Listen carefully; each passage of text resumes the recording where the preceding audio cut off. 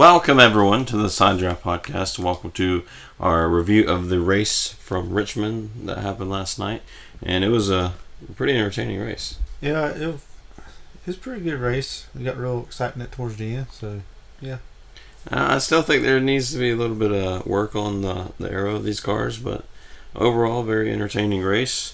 First off, Kevin Harvick won the pole, and tons of cars failed tech. That's a surprise, right? Yeah, that's never happened in the history of NASCAR, right? So, I believe Chase Elliott, Jimmy Johnson, Eric Jones, Denny Hamlin, those were like some of the heavy hitters that failed tech. Kyle Larson is another one. Yeah, like a total 8 cars had to go to the rear of the field. So, yeah, not what you want to do. You go have a great qualifying run, and then you have to, just throw all that away because you failed tech. Yeah, because Eric Jones, he's starting up towards the front, and he had to go all the way to the rear. Yeah, Jones he was going to start second, but had to start like 30-something because of the penalty. So yeah, it's really hurting the teams a little bit. So Kevin Harvick would lead on the restart, and then Kyle Busch would make his way and pass him at lap 30, and then would have a competition caution due to rain. Yeah, because Kevin, he got a pretty good lead at first, and I believe that clean air really helps whoever's in the lead. Yeah, you just gotta, whatever pit stall you got is really gonna help. I believe whoever has the first pit stall is at a disadvantage, really, more than anything.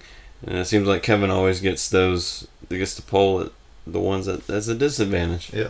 We saw at Vegas he had like water or something in the stall, so yeah. He just gets the pole at the wrong places, I guess. I guess so.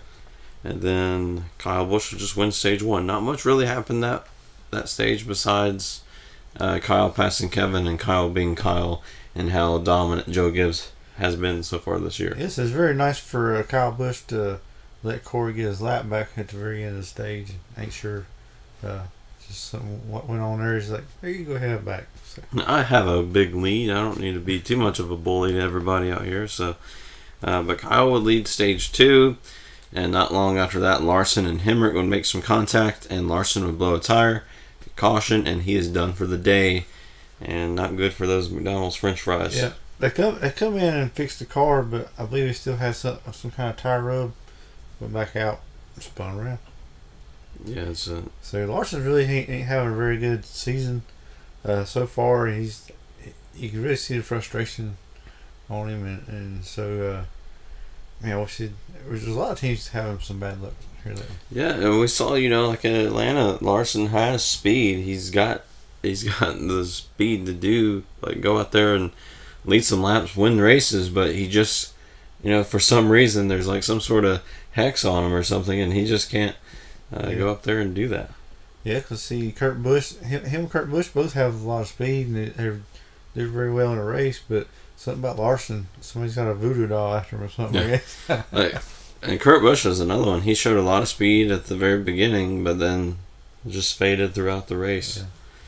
Yeah. So I believe that has something to do with, we only had one practice session, and then the next practice session was rained out, so no one knew what they had really. Yeah, nobody really knew what was going to be in the cars.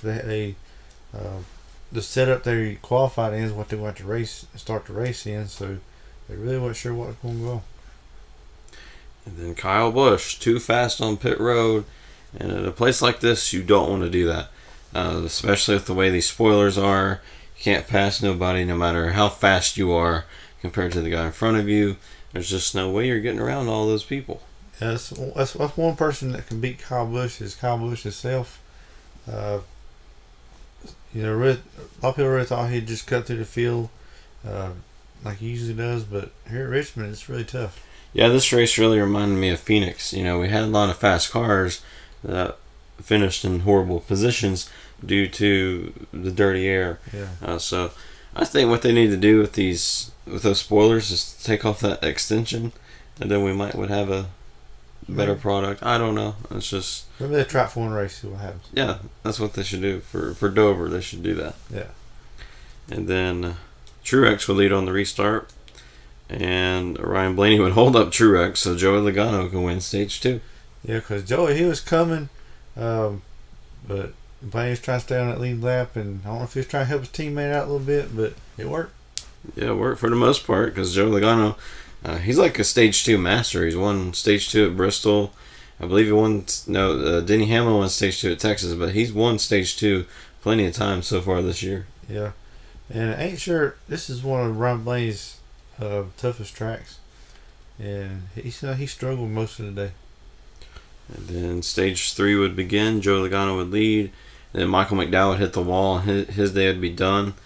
And then he had a really hard crash. Spun around and hit the driver's side of the car, and we're really thankful for these safer barriers. That would really been tough on him. Yeah, that would have really hurt there.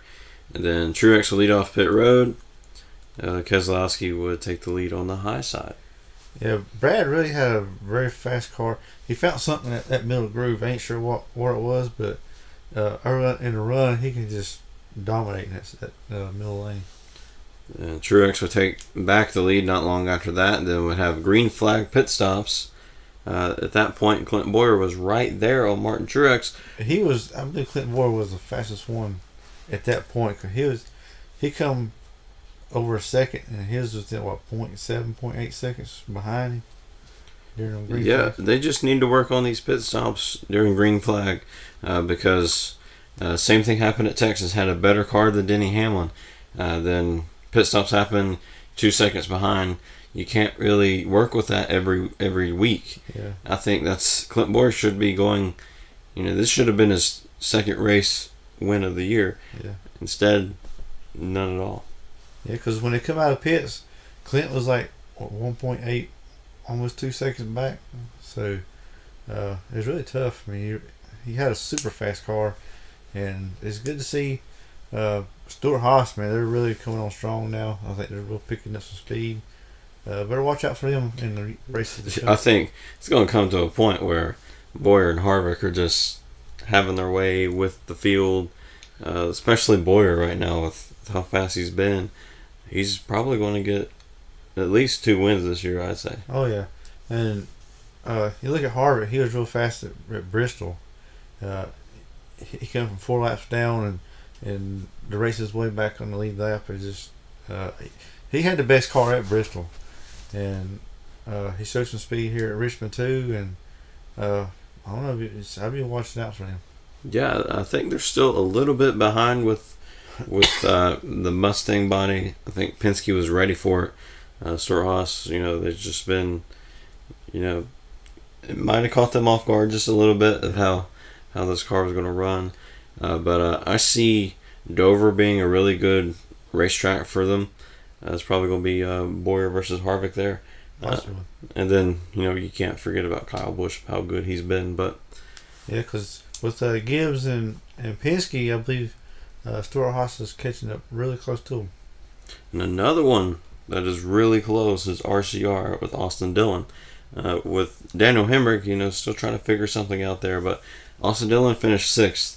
I wouldn't count him out for winning a race this season. Yeah, they got some. They're fairly good or not so good. So it's really tough. These Camaros have been tough to figure out on a lot of teams.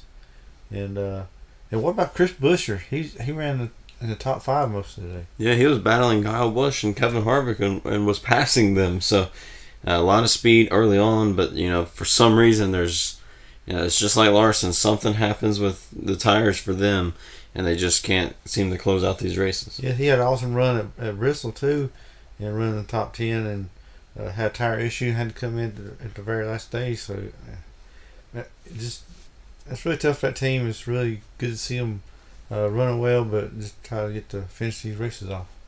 Yeah, Talladega might be a big race for them coming up in 2 weeks. So that's where the playing field is a little evened out. We're still not sure how Talladega is going to work out with a new package or anything, but that's one they can definitely circle and see what they can do. Then Ryan Blaney would have a commitment line violation. A bad day turned worse. It's just not something you want to do. I ain't sure if he was really expecting to come down pit road, but really come in really, really hot and just hit the commitment line. And slow stop for Kyle Busch, and that's something we don't say a lot. Not a whole lot. Usually he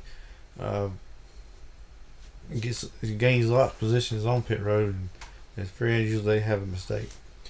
And then the whole race was it was all right. It wasn't too crazy, but the final battle was awesome. We had Truex leading. Clint Bowyer is right there trying to get around him, just couldn't. The dirty air is just not something that makes it easy to pass, which it shouldn't be easy to pass, but Right. I think it's just too difficult to pass, and I think Bowyer needed to be a little more aggressive. Yeah. Bump him, rough him up just a little bit, trying to get around him that way, because you're not going to pass people clean with this package. That's part of short track. You just give the bump and run sometimes. I know a lot of drivers want to be respectful for the other driver, and want to race people the way they want to be raced, and try to race them clean. But sometimes you just got to lean on them a little bit. And I believe Clint, he really had the fastest car, and with them battling, it kind of got Joey and what about Kevin Harvick? He was like 5 seconds. Yeah, he back. was 5 seconds back, caught up to him with, I believe he did it all in like 10 laps. Yeah. Just all of a sudden the car came alive. Maybe if it was like 20 more laps, he would have been right there in the mix, but he was like right behind Clint Bowyer at the end. Yeah, it's real fortunate that Mark Truex ran out of laps at that point, because I believe Joey or Kevin Harvick would have come on strong if they had another 15 laps. Yeah, I believe Joey had an amazing car at this point. Bowyer and Truex really wear their tires off, and Joey was there. If he had another lap, Joey would have won. Yeah. It's just one of those great finishes. I wish it could have been a little better with some more aggressive moves, Yeah. Yeah, I don't think Joey was really happy with Brad too much, holding him up in one run. If it went for that, who knows? yes. It's not the playoffs, so you shouldn't expect stuff like that to happen, but it would have been amazing to have some of that drama, especially we're coming with like 2 weeks until the next race, and the next race would be Talladega. It would have been crazy. Yeah, Mark Truex probably say, "Oh no, it's Martinsville all over again." Yeah, I thought it was going to be Martinsville Part 2, but Martin Truex has finally won a battle at a short track. Yeah, because Joey he first got held up by Brad, then he got held up by Clint, and he finally got through there. He just ran out of laps, and man, if he could have made a good move on Truex at the last turn, that'd been awesome right there to start finish. It'd have been crazy, but congratulations to Martin Truex. I mean, that was impressive. Bowyer and Logano was by far faster than he was, but he was able to be smart, take the right lines, and manage to hold them off. And can I say, this is the first time Mark Truex has won since we started the side draft. So the curse is over. The curse is over. So we started a new curse. It wasn't us, so that's good. But it's good to see him move to Gibbs. He's had some speed all season, and it's finally good to see him get in the victory lane. And it's weird seeing the 19 in victory lane and not the 78. It's been since like 2 years since we've seen the 19 in victory lane with Carl Edwards. Now, Truex, why come you didn't do the backflip? Yeah. Come on, Truex. You got the 19. That's you have tradition. to now. Yeah. So. Sign it. We need to start. Truex, I ain't doing a Let's backflip. start a petition. If Martin Truex wins again, he has to do a backflip, or it's an automatic L1 penalty. That'd be just another crazy rule for the rule book, I guess. Maybe we need to tweet him at, "Hey, Truex, you need to start doing the backflip. If you're in the 19, you got to do the backflip." Yeah, so hashtag Truex backflip. Send him that. Everyone that sees this, send him that on Twitter. So, Carl, if you're out there, teach Truex how to do the backflip. Yeah, go to his house and be like, okay, you get on top of the car and you. All right, so that was a great race. Probably not as great as Bristol was, but good for Richmond at least. Yeah, the sight and finish. That's always what you want to see is get the sight and finish. Yeah, because Truex, he really didn't have the best car, but he just made his car put it where he needed to at the end. So that's very good for. And once again, it's between Gibbs and Penske. So Yeah, we're going. Talladega will be the 10th race of the season, and it's going to be crazy if another Gibbs or Penske wins that race, which I don't think so. I think we're finally going to see the streak end at Talladega, but with how strong those teams have been at restrictor plates, well, not necessarily restrictor plate, but at these tracks, they've been really strong. So if they can continue that, we might see 10 straight races without a new face. yeah, Penske. Look, Gibbs has gained all the wins, and it was tied for a moment, and then now Gibbs is kind of. Yeah, Gibbs have won six out of the 9, so Penske needs to step it up if they want to be the dominant one. But it really doesn't matter who's dominant right now, because we saw Joey Logano last year. Talladega was his first win, and he didn't win again until the playoffs. So it doesn't matter how strong you are now. It just matters when you peak at the right time. Yeah. So you got to be good at the right time, but you just got to survive to the end. Yeah, so if Gibbs is going to win the championship, they need to, stay where they are and keep improving on it. Not, like last year they, had a little drought in the playoffs. Yeah. Yeah, put a lot of pressure on Blaney, because he's the only one that hadn't won at Penske. It put a lot of pressure on Eric Jones, because he's the only one that hadn't won at Gibbs. So, and you can really see how much intense the drivers are right now. They're just trying to get everything they can. Yeah, so Talladega's going to be crazy, but we have to wait until after Easter. 2 more weeks. We're going to be sad for the next few weeks. Yeah, we're going to be kind of lost, and what we're going to do.